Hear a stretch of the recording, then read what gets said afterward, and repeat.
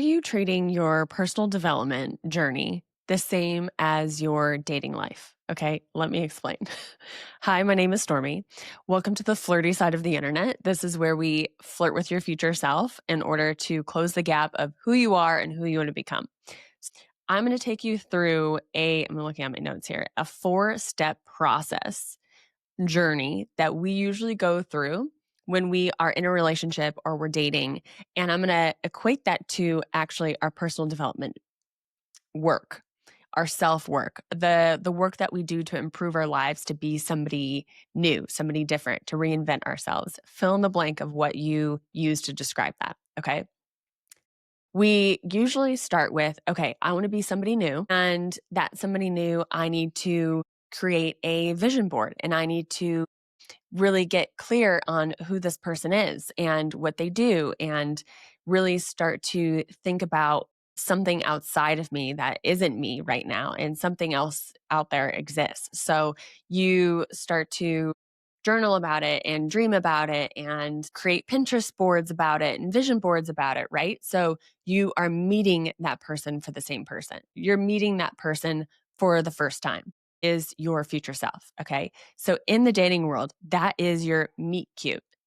You first saw them. You see somebody down the street, you match with them online, you're like, "Oh my gosh, I think this person is really attractive and I am starting to become obsessed with them." And you're like, "I'm so excited. I want to go on a date with them. This is going to be so exciting." And you just get really like judged up. It's like the same way when you go on your like self-development journey and you're like, "I'm going to get a new notebook. I'm going to get new books. Like I've got all of the supplies, all the things that I want to like become this person." Okay. Then we go to the second phase. The second phase is the honeymoon phase. And in the honeymoon, you're just like everything is working right. Like you don't see any red flags when you're dating this person. Everything that they're doing is right. You're talking about them to your friends and you're just like, "Oh my gosh, yes, this is what I want to do. Like this might be my person." Like I'm stoked. It's just like you're going on perfect dates, you're making time for each other, the communication's great. It's just bam, bam, bam, bam. So if we equate that to our personal development, this is when you are starting new habits, you are writing down your intentions, you are waking up early, you've got the right mindset. You're like, "Oh my gosh, I'm starting to believe this is possible, that I can be this version of myself. I have stopped all these like bad habits that I've wanted to quit." And I'm like, "Whoa, I think I'm going to totally do this." Like, I'm excited. And so then we go into the third phase, which can split off into two different routes. The third phase, either when you enter in a relationship after the honeymoon phase, is you're committed. You are in a committed relationship. The other part of that is, nope, don't want to be with this person. Like honeymoon phase is gone. Actually, red flags. I don't want to be with this person. Okay. So, personal development. Hopefully, this is making sense as I'm describing it. I might have to re articulate this in a different way. So, that when you're viewing it from your personal development, your flirty future self, either you're committed, you're in the third phase of like, I am committed to this version of myself. I am flirting with her for the long game. We are in it. I'm continuing the habits. I'm continuing making the changes, no matter if I'm seeing external validation or not, or no matter if somebody else is saying, like, "Why are you quitting that?" Or "Why are you doing this?" Or "That's going to be, weird," or "That's cringe that you're posting online," or whatever. And you're just like, don't care. I'm dialed in and I am committed to my flirty future self. Like, this is who I'm becoming. And this is the route that I'm going. Or you go that split off route and you say red flags.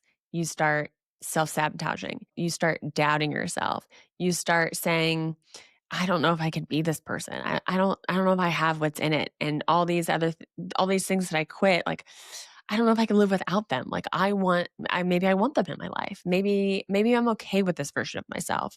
Maybe I'm pushing myself a little bit too much, or maybe I was just silly thinking that I could live a different life because everybody around me is living the life that I'm living and I don't see anybody else have the things that I actually want.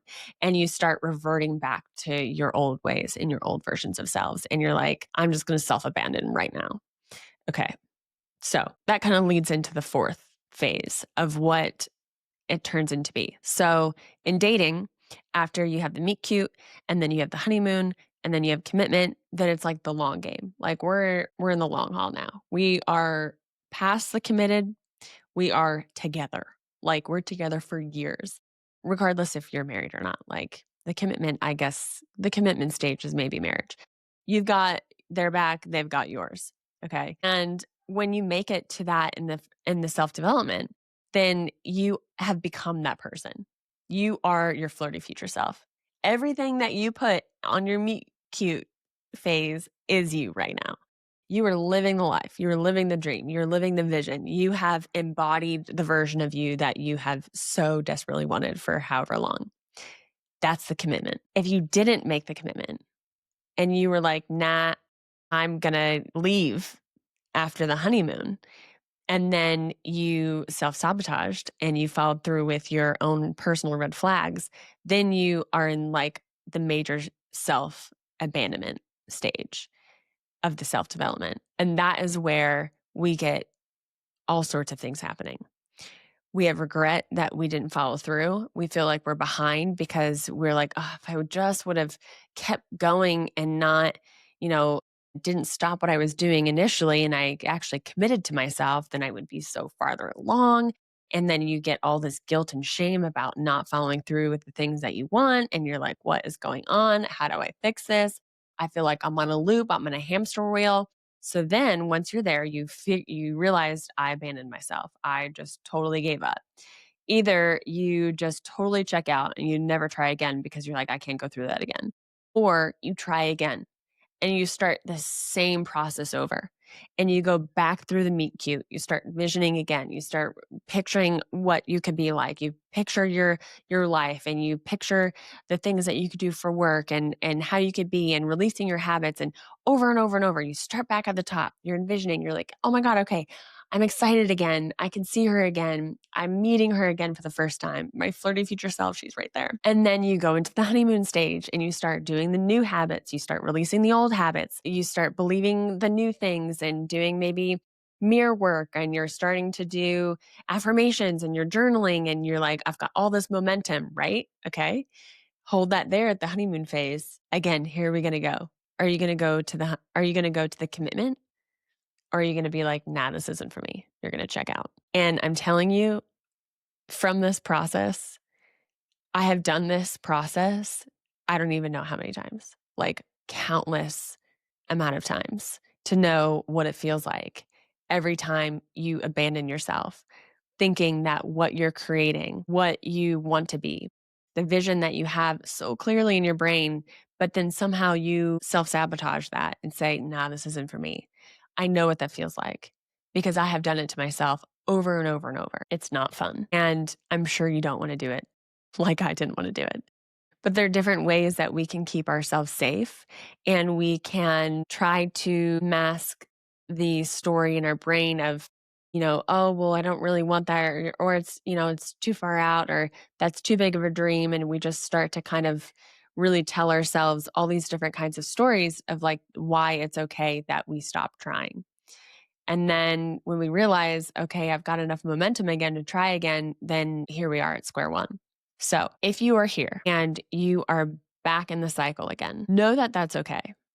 Many of us do this cycle. It's not easy. It's not easy changing the way that, the different beliefs that you have, the different habits you have, the different relationships that you have. It's not easy. If it was easy, everybody would be living their dream life. That would be actually really great.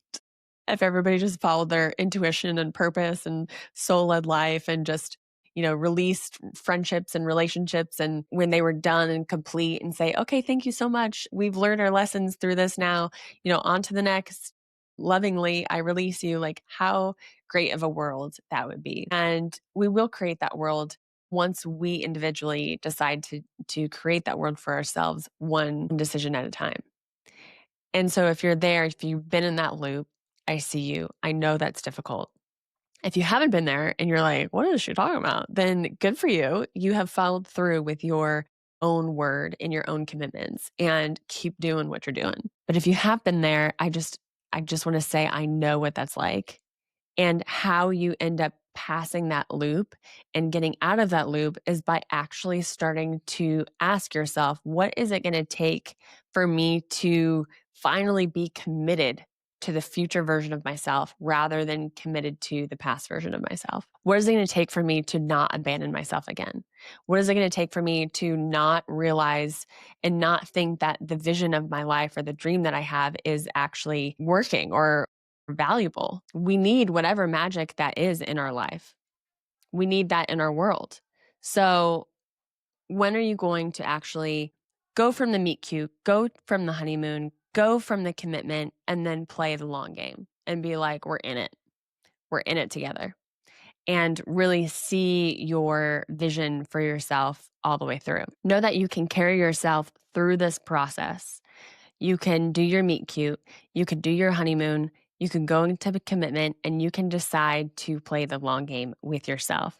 And it just takes one decision at a time, one day at a time of saying, okay, how am I going to show up for my flirty future self today? How am I going to show up for her? How am I going to be her? How am I going to be obsessed with her? How am I going to date her? How am I going to keep her around? And that's how you play the long game with your flirty future self. That's how you become the version of yourself, as you're saying, okay, I'm not going to give up. I'm not going to give up this time. I'm not going to give in to my own red flags. I actually know my red flags so well because I have done them over and over. So I know what to expect. I know when I drop off. I know when I feel this. I know when I want to run away and go back to the old. You know your red flags so well that you could say, not this time. We're not going to do that this time. And we're going to actually choose the commitment to ourselves because we're like, I know it. I know what this is. I've done this before. I've done this before. Kind of like when you're dating and you've had a few different relationships and you're finally kind of like you're not new to the dating world. You're just like, "Oh, okay, like I get it. I could play the game. Like I know how to date. I know how to have the back and forth conversation. I know how to flirt. I know how to read if the person's into me or if I'm into them. And I've been in relationship. I've had boyfriends, I've had girlfriends or whatever. And I know the game. And that's kind of like when you're in the self-development, personal development kind of world, you know the game. You've done these stories and you've done this process. And now you could be like, okay, I've got this now. Got the red flags. I know what I don't want. I know what I want. And now I can actually see it through this time. So hopefully this was helpful. Let me know what stage of the game you're in with your personal development and stay flirty out there